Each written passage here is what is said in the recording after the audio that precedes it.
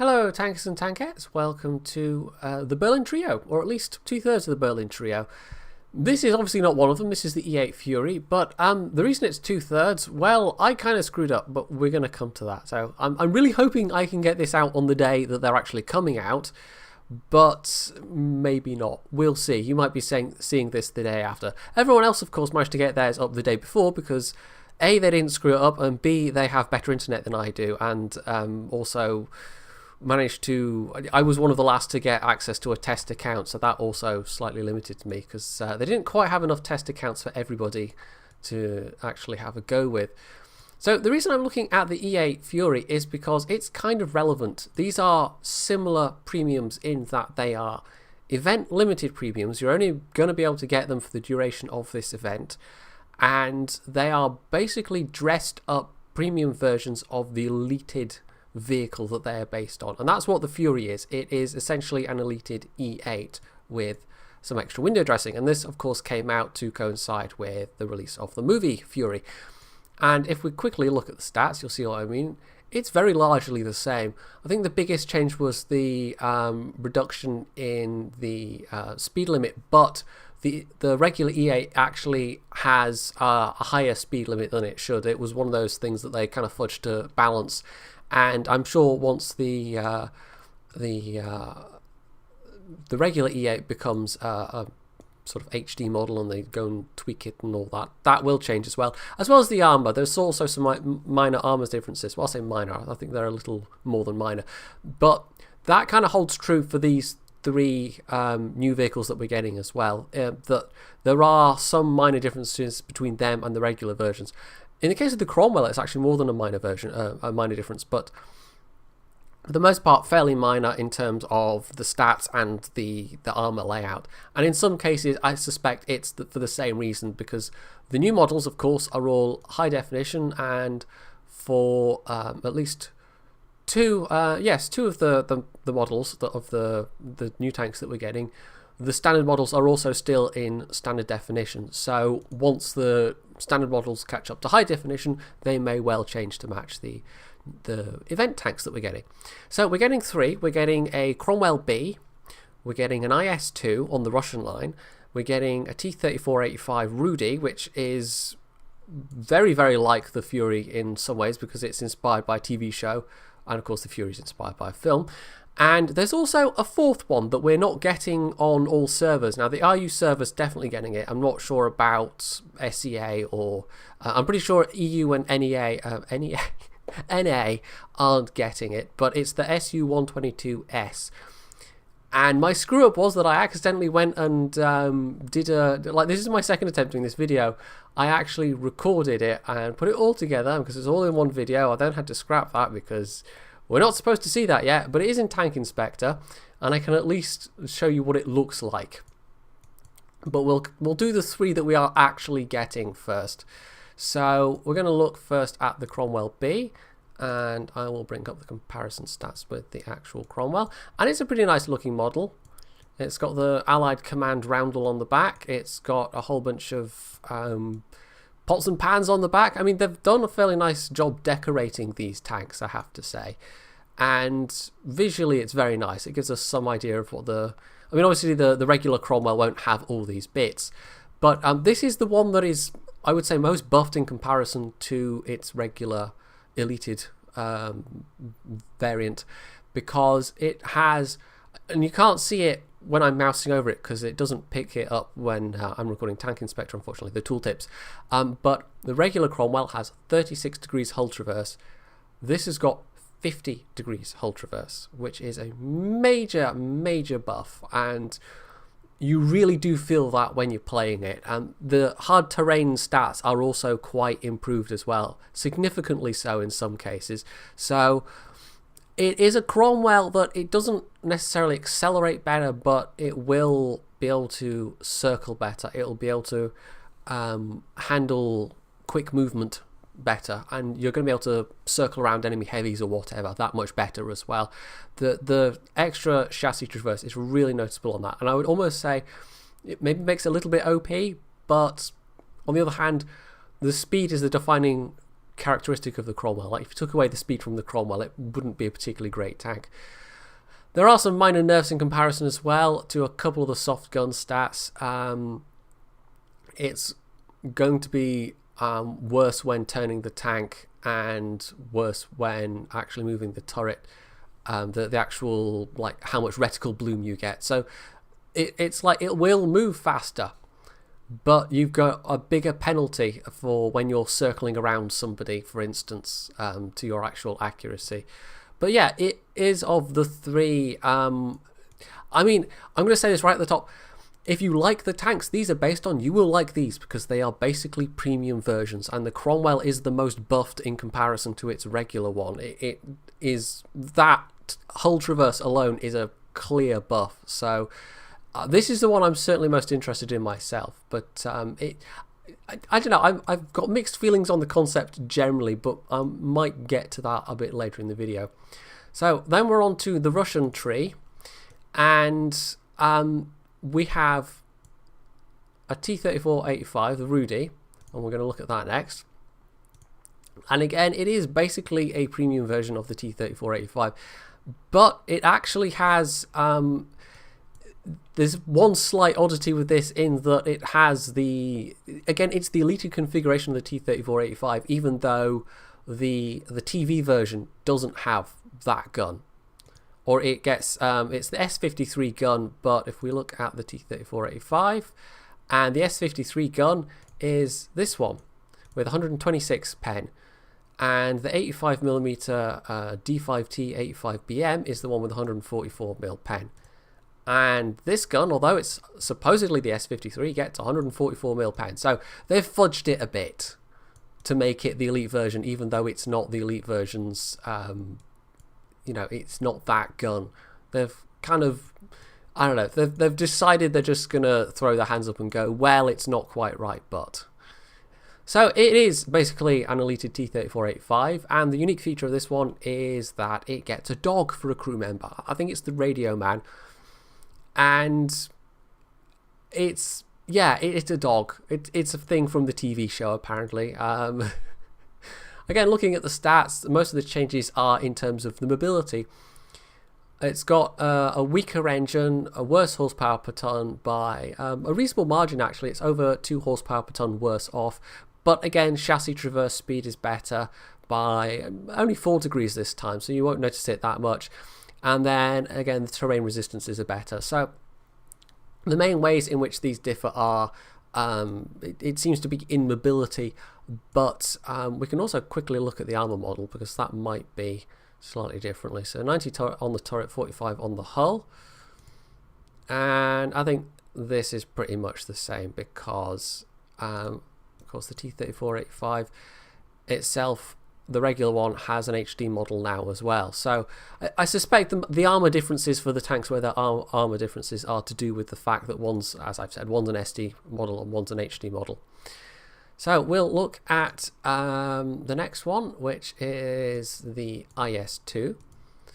And I could compare it to either the IS we already have, or the Chinese IS-2. And I'm going to compare it to the Chinese IS-2 just for the sheer fact of its armor. Now, if you compare the IS and the IS-2 that are in the game already, they actually have, in terms of the gun stats, the DPM, everything like that, it's actually identical. So I'm as well comparing this with the IS as I am the IS-2 in terms of its gun, but it's the IS-2 armor, of course. And this is one where the armor is actually different. So if I take a quick look at the model, this has got 100mm of armor. And it's fairly kind of, it's sloped on the front of the IS-2. And if we look at the Chinese IS-2, it's only got 90. Now again, this is HD model to SD model, so maybe the Chinese IS-2 will get an armor buff when it gets made to HD. I don't know. We'll see. But in terms of the actual stats, again, identical in terms of the gun, although for some reason the AP shell velocity is lower on this one compared to the Chinese IS-2, but different ammo. That'll be, you know, the reason why. It actually also has 20 more horsepower, which means a tiny bit more horsepower per ton, like literally a tiny bit more. The top speed is 3 kilometers an hour slower. It's an IS-2. I mean, these are incredibly easy to review because they're basically in the game already. So, yeah, it's that same sometimes frustrating gun handling, but it has a... Like, the gun is better for its tier than it ever was on the old KV-1S, and I didn't like the old KV-1S very much, but I'm still not a massive fan of this gun on heavy tanks especially. And then we come to the one I wasn't supposed to shoot any footage of, and I'm going to talk about it in very general terms, although if you've got Tank Inspector, you can just look this thing up yourself, and you can see all the stats laid bare. But it is basically an ISU at tier 7, but it's got a 175 pen, 122mm gun. It's the 1944 model gun. It's not the BL9 that the ISU can mount, so 175 pen. But it has identical stats to that 1944 model gun on the ISU at tier 8. So it has crazy DPM, but it's at a tier where it can actually make use of it.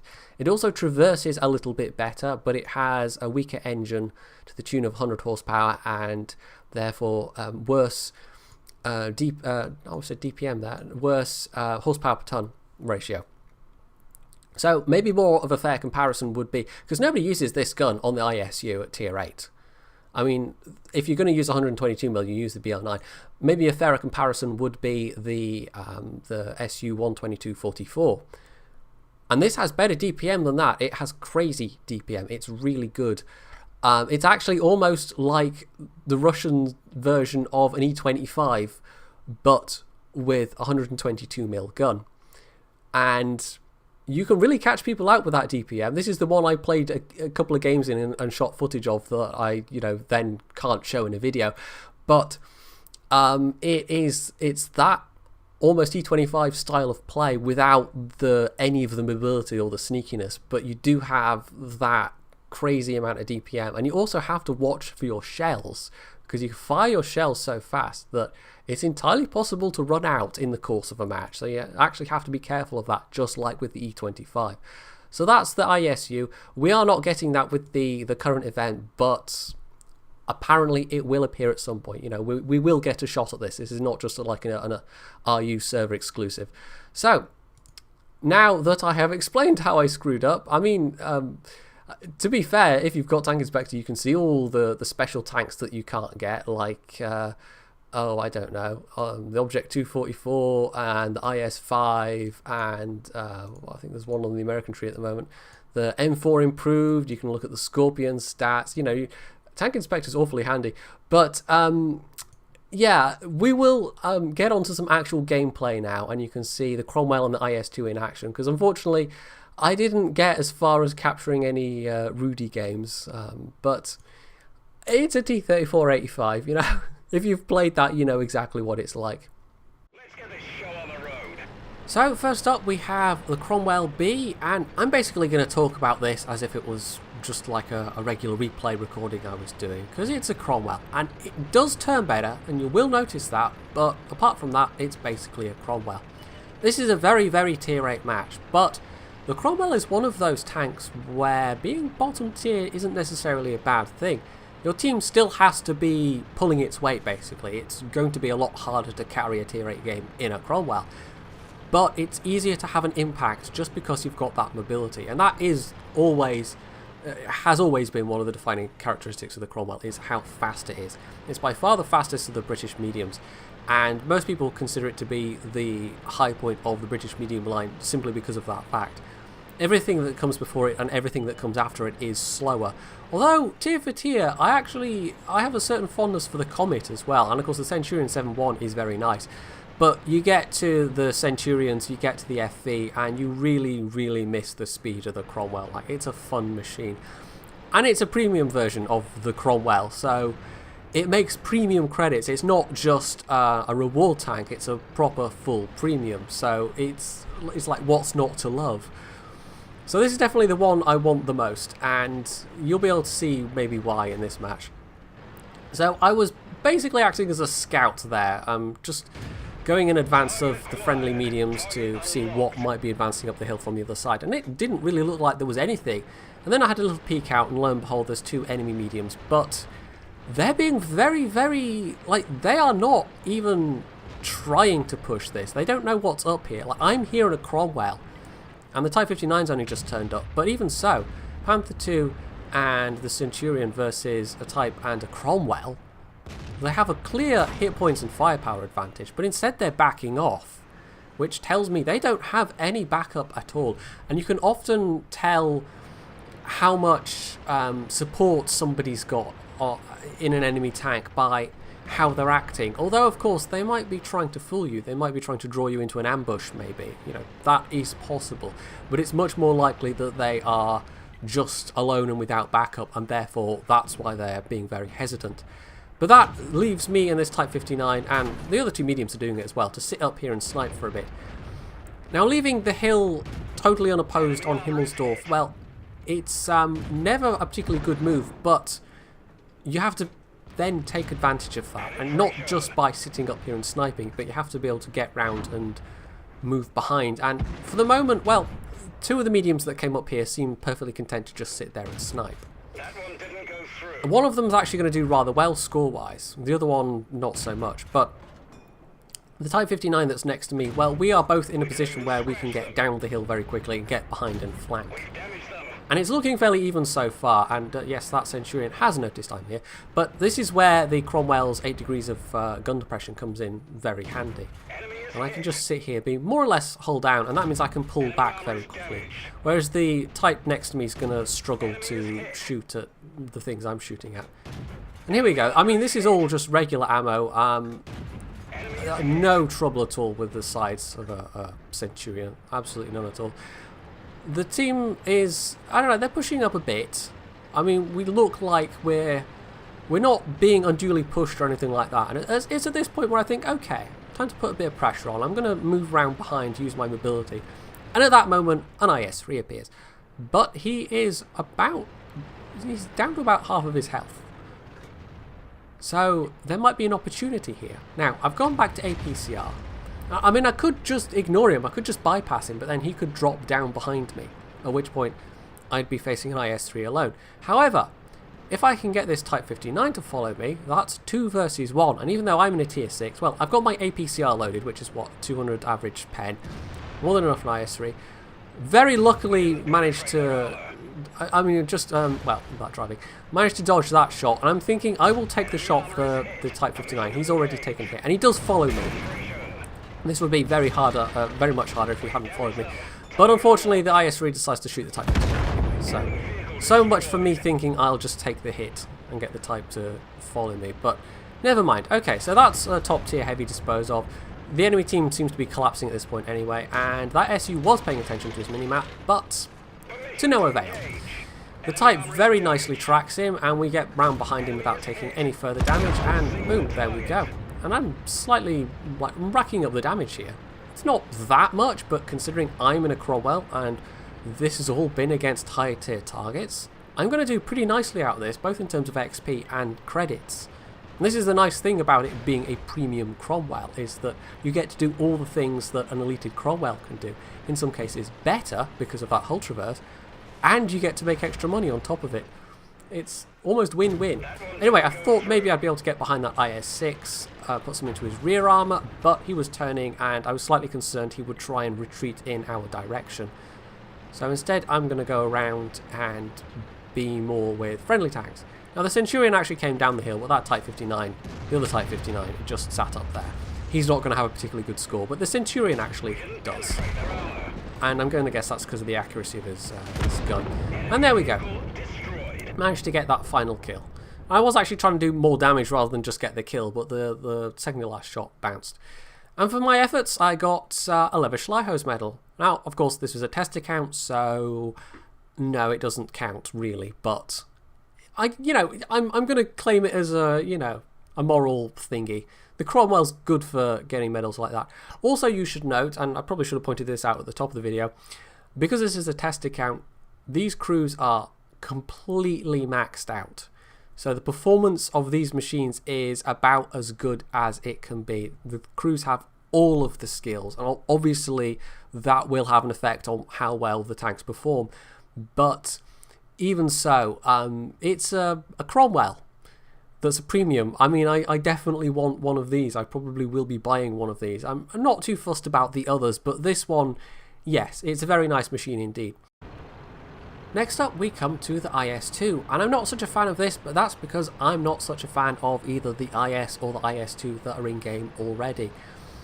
It's not so much the tanks themselves, I quite like their mobility, but it's just the guns, the 122mm guns, and you kind of have to use them because both the Russian IS and the Chinese IS-2 have 100mm gun options, and the IS-2 actually, the Chinese one, that 100mm gun is available as a stock gun, and it makes the stock grind for the IS-2 rather nicer than the stock grind with the IS. But even so, you kind of have to use the 122mm because you're leaving a lot of damage on the table if you use the 100mm. So this is the 122mm, 175 pen. As I pointed out in Tank Inspector, the stats are basically identical as far as the gun is concerned, and for me that equates to mostly it works, but when it doesn't, it gets very frustrating because it can and will troll you, and it's the same kind of issues I have with, for instance, the 15cm gun on the E100. It's just the occasional horrendous unreliability that, when it happens at the wrong moment, can be really, really painful. So this is really good matchmaking. Of the tier 7s I played, including the ISU that I shouldn't have been playing, I actually, like, all of these get regular matchmaking because they're essentially regular tanks in terms of their how they are set up, the modules they have available. But with the tier 7s, I only ever was top tier, so I think it was just the time of the day I was playing at. It's going to handle in a tier 9 battle as the regular tier 7 heavy versions handle in a tier 9 battle, but I got kind of lucky. And this is actually very, very good matchmaking because there's not that many tier 7s beside. And the enemy team do have one more tier 7 heavy, but even so, it can be relatively aggressive. So I know where the Tiger is, and this is why I've come over here, and getting that Leopard Scout, well, that's just a little bit of icing on the cake. Getting an ammo rack on him is I don't know, a cherry on top of the icing? I don't know. But anyway, I'm going to pop out, take a shot at the Tiger, and that was a bit of a clumsy trade. I mean, I knew I was probably going to take a hit, but I could have had my turret on station and gotten the shot off that little bit faster. And although, of course, he came off worse, he was already damaged, and I know that my gun's going to hurt him more than his is going to hurt me. Even so, it was a little bit clumsy. Meanwhile, my team has let a Panzer IV-H come round and shoot me in the butt. Although, it's a derp Panzer IV-H, and he was only firing HE, so it was really only a tickle. The 12T thinks he's going to try exactly the same thing. The 12T is sadly mistaken. So my back appears to be protected for now. I'm not going to get rushed by, I don't know, lots of things. I know exactly where the two enemy heavies are, and I can keep them occupied, if nothing else, which frees up the rest of the team to fight their lower tiers. And given that I'm one IS versus an IS and a Tiger, well, I think that seems a reasonable course of action. Now the Tiger's pushing a bit, I take another hit unfortunately. Low roll on him, but he dies anyway in the process. And that IS, well, I really wish that, I mean, I fired one that hit, bounced off his turret, and that's fine, that was a snapshot. The second snapshot against his commander's hatch, well, it's really unfortunate that didn't actually pen. And that's a third snapshot that, again, just bounced off, even though it was the rear of his turret. So that's annoying. That is actually going to cost that KV-85 his life, because if I'd been able to get a shot off that had damaged him sooner, the KV-85 would be alive. Moving up at the point where the KV-85 was making a move, though, that was definitely the right plan, because it's 2 versus 1. And again, I tried for a snapshot. And it all goes horribly wrong. Anyway, he's dead, but he's rolled high against me, 441. And I am now really low on health, so I was relying far too much on the gun there. And again, it's about to troll me. That's a tier 5 with no armor. Where does my shot go? In his tracks. Of course it does. This is why I'm not massively a fan of these Russian 122mm guns, because they will troll you fairly reliably unless you sit and aim. So that Hellcat, I wanted to turn my front to him because I'm a one-shot for the Hellcat. If I'm sitting in the middle of this car park, well, I'm definitely not arty safe, but if I'm more towards hugging the buildings, which is my thought here, then I should be. And that E25 making a hasty getaway. He's very, very low health indeed. He's in worse shape than I am. The M6 is following him, and apparently not paying attention to the fact that I'm there. So, well done that M6. However, the Hellcat's making a move, and okay, that's artillery. Okay, maybe this is a little close to the edge of the... Okay then. Well, that didn't go quite so well. But they're down to an E25, and we know exactly where he is, and 2 artillery, and we've got 2 E25s. So I think we're fairly comfortable. Now this guy, the higher health E25, and yes, we're speeding up at this point because it's literally just hunting down arty. The higher health E25 was being particularly passive. Now he does take out the enemy E25, or is it artillery that does that? I don't know. I wasn't paying attention to the battle messages there. But basically, I mean, he does get moving, and he does spot that AMX-13, the one that killed me. And if he was shooting me from there and managed to kill me in that central square, then he is one lucky guy, because the Tier 6 French arty does not have a high amount of splash. But anyway, he goes down to our arty, and if their remaining arty is not along that A line, then he must be in this corner. Now arty tries a blind shot there, and there he is. Slow back down again. He fires and misses. And this guy, who's been taking all the risks, I mean, the other E25 was hanging all the way back. Well, he's been taking all the risks, so he gets all the reward. And yes, that other E25 just trying to ninja the kill there, but no.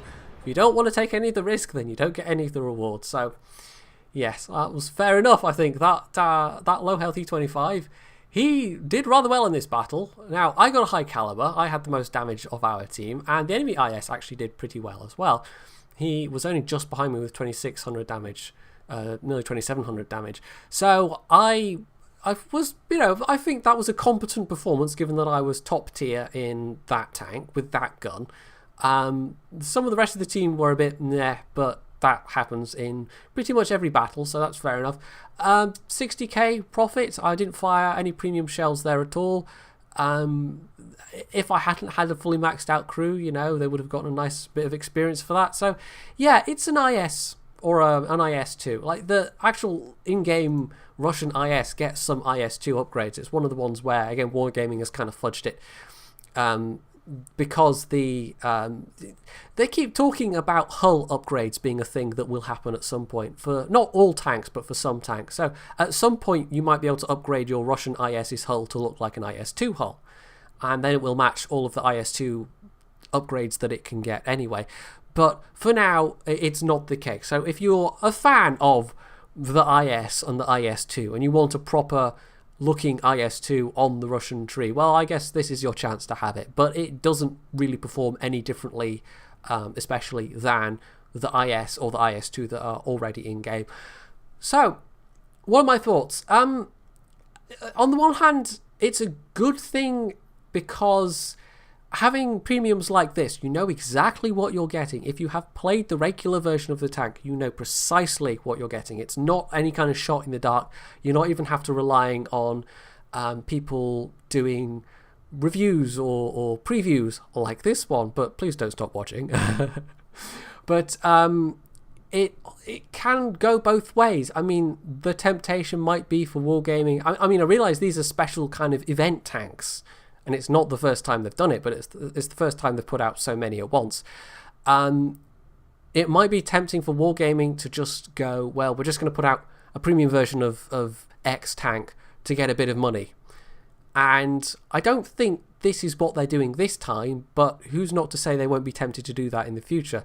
And I don't know if that's necessarily a good thing, because premium tanks up till now have been balanced differently, and the fact that they're going with regular matchmaking for premium tanks means that those kind of premiums, well, you can't really have something like an IS-6 with regular matchmaking. It's just not going to work. It would need to have a better gun, for one thing.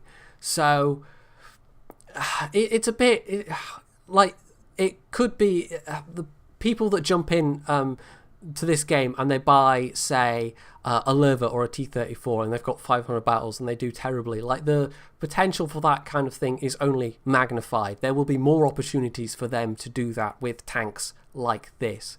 So that's not necessarily a good thing for people playing the game, but it would be a good thing for Wargaming's bank balance, I suppose. So I'm not sure they would necessarily care that much about that.